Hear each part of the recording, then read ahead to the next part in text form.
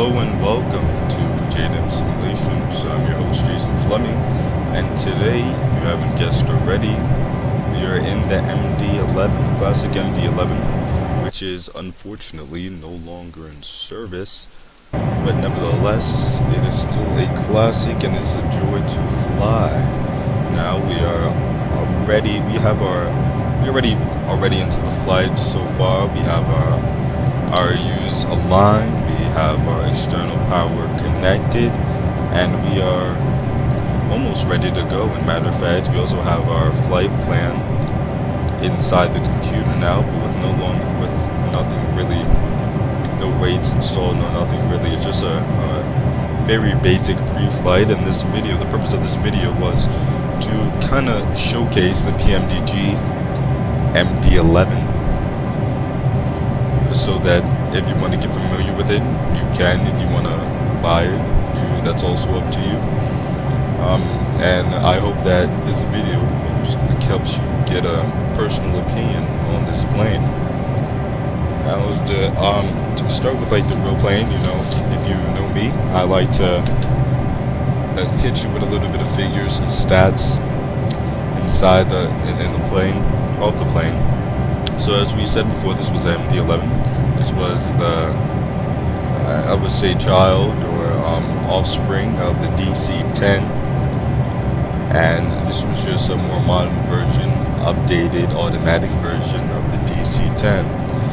Now, this, in the standard configuration, this can sit about 285 passengers, which is a lot of passengers considering the size of this plane.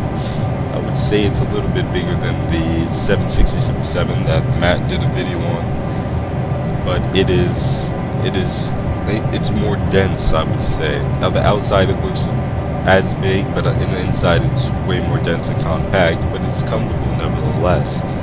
Now, with full passengers, full load, and their passengers and their cargo, it can fly a distance of 7,630 nautical miles, which is incredible. And there's also a long-range version of the aircraft, but there's not a lot of people who fly it. There's not a lot of people who fly the standard version of the plane due to its poor history of crashes. Now, I think out of all major airliners, this has one of the worst safety records, which is quite ironic because this was, at the time, the most complicated, sophisticated plane that has hit the market when it was introduced in the 80s.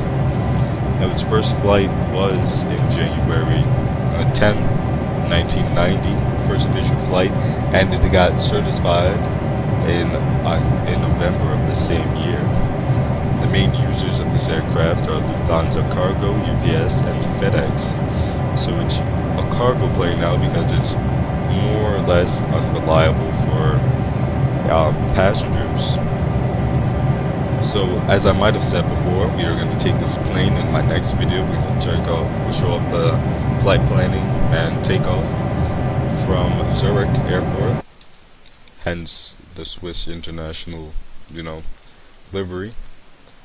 And you may be wondering why I think this would be a good time to cover this. Why there is no sound outside, and there is sound outside. Is that a sound glitch? No, that is not.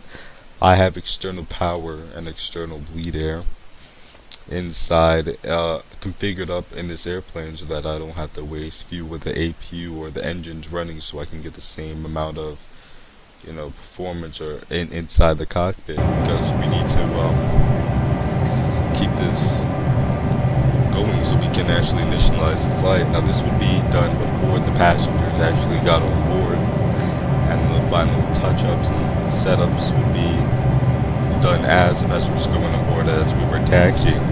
Now, the best thing about this plane is that it's almost all automated. Say if you want it packs off during your takeoff, you can have that, and it would automatically turn on once you're in your cruising altitude. If not less than that. The aircraft is so advanced, actually. I think it's one of the best, or one of my favorite aircrafts when it comes to an auto land, because it's textbook simple. If you can tune in the frequency and arm your auto land button, there's nothing to it essentially. Now looking at the external model of this airplane, we're gonna look at some of the fine details in this plane and know that our hydraulics are off, so that means that there is nothing to support the flaps. So that's why you see some, say, like the flaps and everything going down, not supported. As I said before, there are no engines that are running in this tri-engine airplane beauty. See, there are nice window textures, and I really like this. You can see some of the rivets, some of the bolts inside of this airplane, because it was actually painted on. It's not just like a sheet that was laid on top of it. And this is, from what I know, what I can tell, extremely accurate to the way it would have looked in real life. We have the Pratt & Whitney engines on here, which are the older engines, but it gets the job done nevertheless. Going back inside the cockpit, we will do the same thing. I will give you a little tour.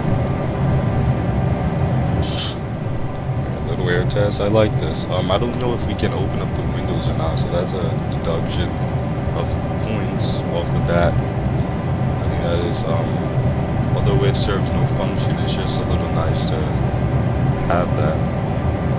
We have, up top, our overhead panel is extremely nice. I like it. It's easy to read. It's easy to push buttons. You know what you pushed. Coming across now. Right here. This is actually nice. Everything has its own little function. I can't press this because we have no VOR close to VOR. But as you can see, yes, we do, right here. I was looking at my first officers, never mind. So that would be our first VOR. It points to it actually, so this is perfect for, say, a non-precision approach where you would use, say, VORs to determine where you are, but not actually locking onto it. Say if I were to land at Madeira, I would actually have to use this. So these buttons, we can increase it, decrease our range.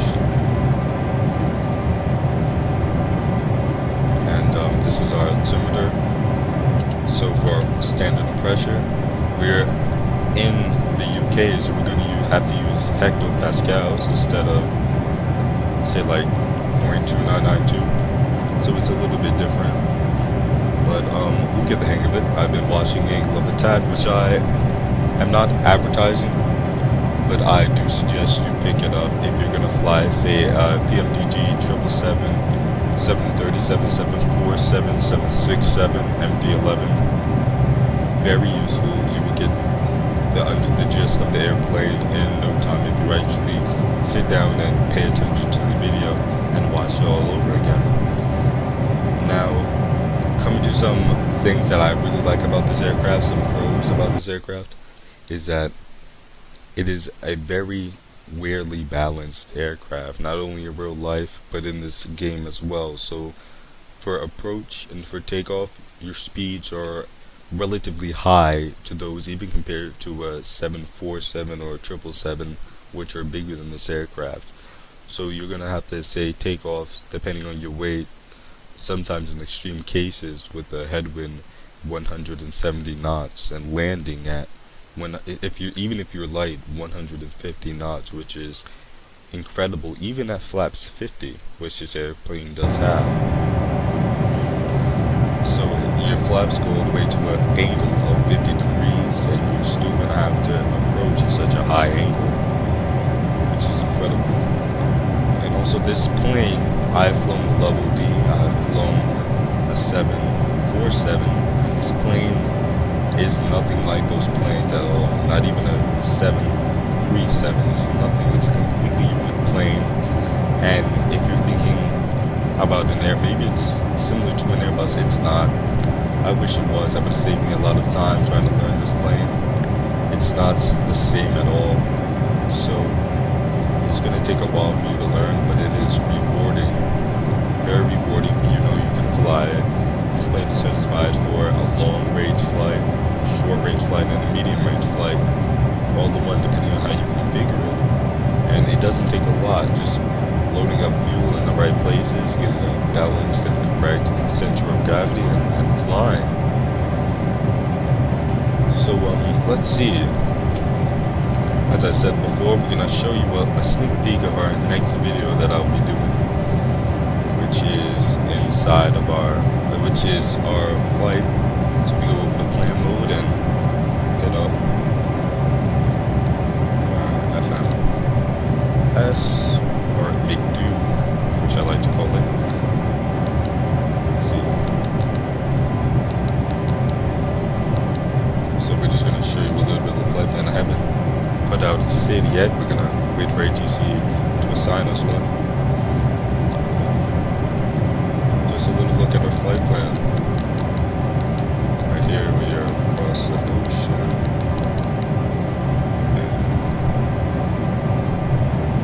Landing.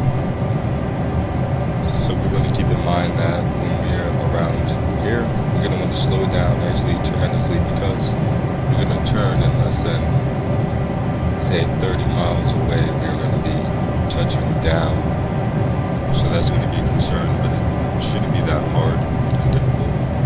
This airplane is a floater, so that meaning that we don't have to pitch up at such a high degree to get a nice smooth touchdown, so we can depend on that. So some last thoughts about this airplane. I really do enjoy it. I think that this is an airplane. You say if you don't want to get the 777 and you don't want to get a 747 or 737 and you want to find something in the middle of that, this airplane really does fill the gap, and it does so with fun, because it's incredibly different from anything you've ever flown, and it gets the job done if you can fly it correctly, and if you have the time and patience to fly. That's a con. So as I said before, purchase yourself angle of attacks training session. I have had extreme actual fun watching those videos, and you'll be set, you'll be golden, and you can fly this thing. Tune in next time for our next video, where I take this out of Zurich and land at Cable. So I hope you enjoyed this little video, insightful video review of this airplane, and let me know what you think about this airplane.